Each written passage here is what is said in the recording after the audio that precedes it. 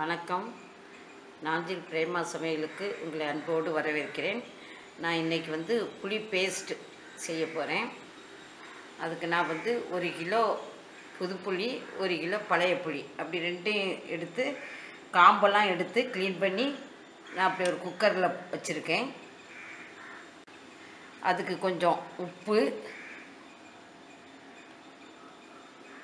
கொஞ்சம் மஞ்சப்பொடி, புளி மூழ்க அளவுக்கு நம்ம தண்ணி விட்டுக்கலாம்.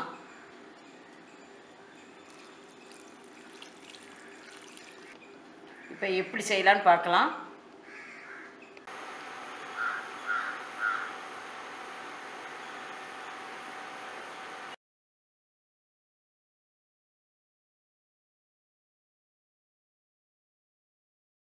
குக்கரில் 5 விசில் வேக வச்சு எடுத்துருக்கேன். நம்ம வேக வச்ச பிறகு இந்த புளி இப்படி இந்த இது பதத்தில் இருக்குது. இது நல்லா இப்போ ஆறணும். ஆறின பிறகு நமக்கு நல்ல கையை வச்சு நல்லா பிசைஞ்சு அந்த சாறை நம்ம அந்த பேஸ்ட்டை தனியாக எடுக்கணும். அது இப்போ ஆறட்டும். இப்போ நல்லா புளி ஆறிடுச்சு. வடிகட்டியும் எடுத்துடலாம்.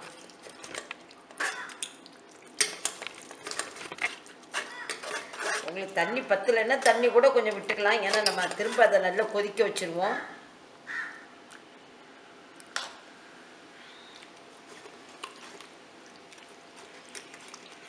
புளி ஆறின பிறகு நான் நல்லா புளிஞ்சு எடுத்து வச்சுருக்கேன். நம்ம கடைசி இந்த சக்கை வர்ற வரைக்கும் நல்லா புளிஞ்சு எடுத்துடணும்.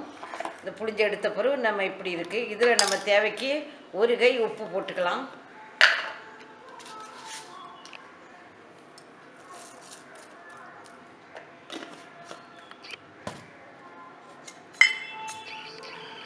ஒரு 2 ஸ்பூன் மஞ்சப்பொடி போட்டுக்கலாம்.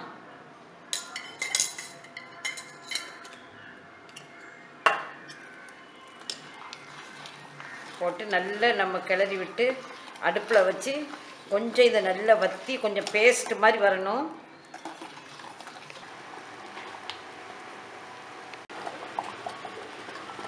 இந்த பதத்தில் இருக்கணும்.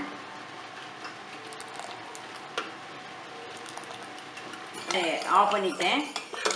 இது நல்லா ஆறணும்.